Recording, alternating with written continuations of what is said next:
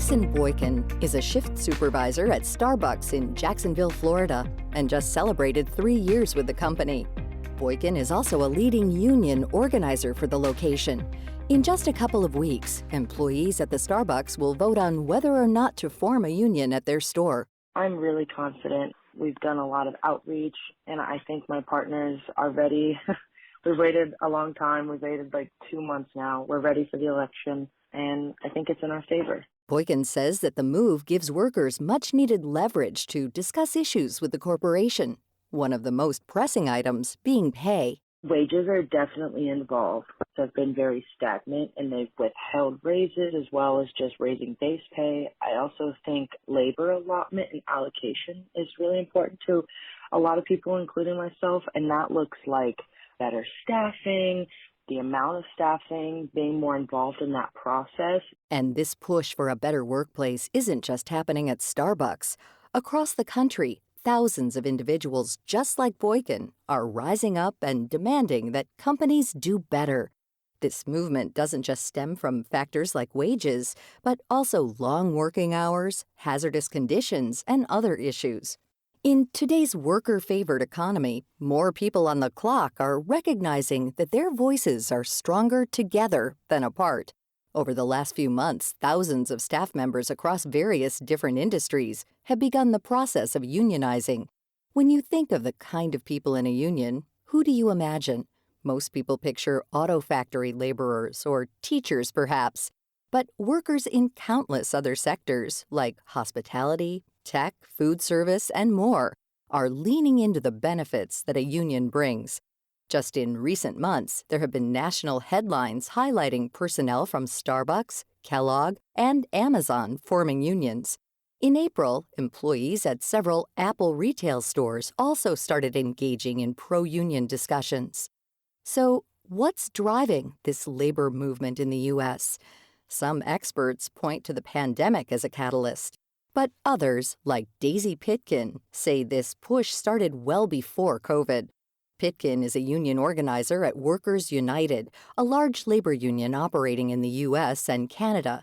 She's also the author of On the Line, a story of class, solidarity, and two women's epic fight to build a union. The growing disparity between working people and their piece of the pie and the very wealthiest people, not only in this country, but around the world.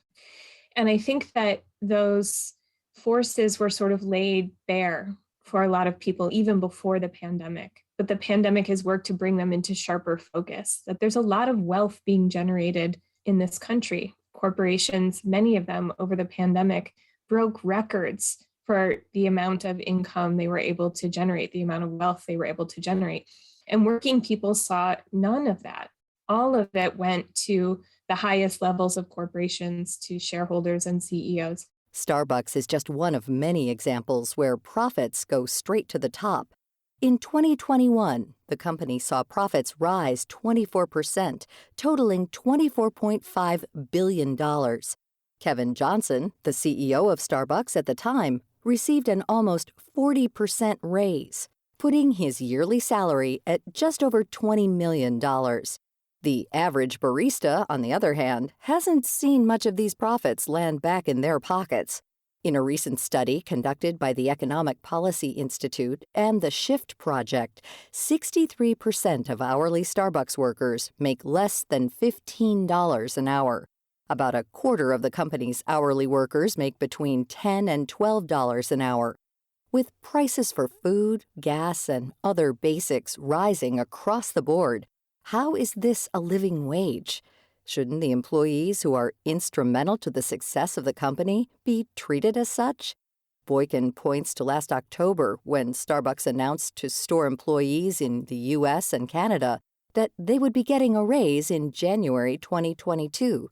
We didn't necessarily know what the bonus was yet, but as it was getting closer, we were told it was going to be a 5% raise. Not a lot, but really excited.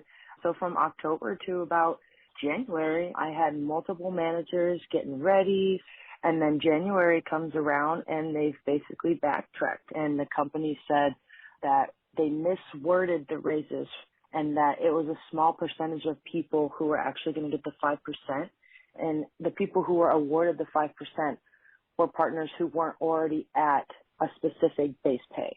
And so that was definitely really frustrating to see and to hear, because we had been baited since October. Pitkin says that for too long, businesses have valued workers at surface level, but have never backed up this value with real incentives.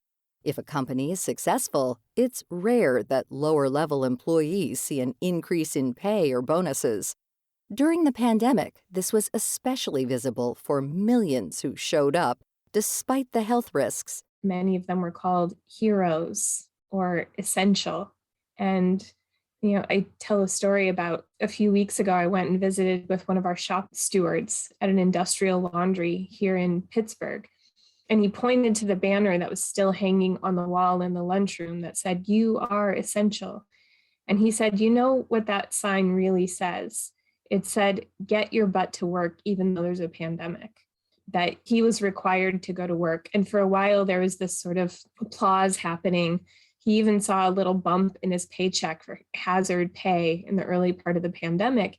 And then that just disappeared. And he still had to go to work every day and work in this industrial laundry. And he worked for a company that saw record-breaking profits. Frankly, many employees are fed up with this status quo and are turning to grassroots organizing to gain a seat at the table.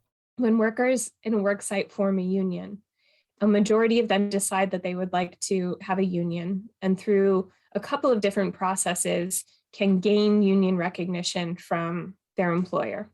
There are legal processes that you go through, but if through a labor board election or through a card check, you're able to gain recognition from your union, the company or your employer legally has to sit down and bargain with you over any issues you want to raise that have to do with pay, working conditions, and benefits.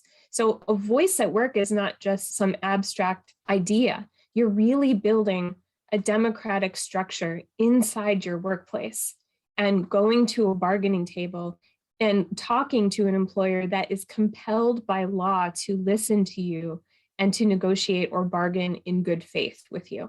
But with all of the benefits that unions bring, why do some still choose to vote no during an election? Pitkin says that two of the biggest drivers are company misinformation and intimidation. They put a lot of pressure on workers. They tell lies about the union. They make threats about losing benefits or the possibility of losing benefits or the possibility of a worksite closing down. A lot of times they run campaigns kind of through rumor and innuendo, but it's scary for workers who are working a job in order to live. They need that money in order to live. And organizing a union in that equation can feel like a massive risk. And I don't blame people for being afraid. Another common reasoning that companies use is that the push to unionize is driven by an outside labor union with ulterior interests. While labor unions do sometimes approach employees to voice the benefits of the model, in the case of Starbucks, this momentum came from within. And they're pulling out all of the tricks of the old anti-union playbook. And none of those tactics are working. Like, they can't third party the union and try to make it seem as though the union is some outsider force coming in to stand between the company and its partners, which is what they call employees, because all of the organizing is being done by workers organizing their own stores and then other stores in their city. So it doesn't make any sense, that old kind of anti-union argument about the union being some outside force, because it's just not true on the campaign. Pitkin says the role of labor union companies, like Workers United, is to be a source of support for those navigating the process for the first time. We have legal counsel who work for the union who can help workers interpret anti-union behavior on the part of the company and see when it crosses the line into an unfair labor practice and can help them file charges against the company. We help with infrastructure and resources. We can make copies of that leaflet and I'll drive the cards over and drop them off at the store. And this store is ready for union buttons and I'll bring them to them. But it's a lot of me just coordinating communication. I hear from a group of partners or workers at one store that they're ready to organize. So I put them on a call with workers who've already gone through the process so they can talk to each other about it. So it's sort of like coordinating communication and facilitating on that level. At every company and in every industry, the process of unionizing looks a little different. Sometimes it can take months or years to get enough people on board to form a majority. At some places, the push to unionize never comes to fruition. But looking ahead, Pitkin believes the momentum around unions will continue past 2022. We want to feel like whole human beings. I think we want to incorporate our work into our whole selves. And that's happening both on sort of the white collar corporate level, where people are wanting more flexible work schedules, more hybrid, more work from home. And on the blue collar level, just less sort of dystopian workplaces, less feeling like a cog in a machine that will sort of, eat your body alive. I think people really want to go to work and feel like a human and feel like they're making a contribution to, a company, and that they're able to bring enough money home to allow their families to survive. When workers unite, they hold great power to change the way they're treated. Without employees showing up to work, there are no profits or record-breaking quarters. To find out more about union organization and our guests Daisy Pitkin and Mason Boykin, visit viewpointsradio.org. You can also check out Pitkin's book, On the Line, a story of class, solidarity, and two women's epic fight to build a union, available online and in bookstores now. For more behind the scenes, search Viewpoints Radio on Twitter and Facebook.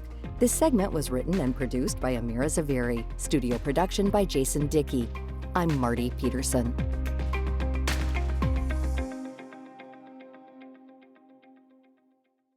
Coming up next week.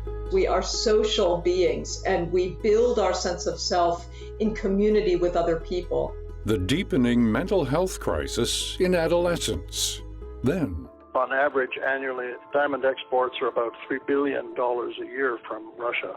A look at the diamond trade that's fueling Russia's invasion of Ukraine. I'm Marty Peterson. And I'm Gary Price. These stories in depth on your public affairs magazine, Viewpoints.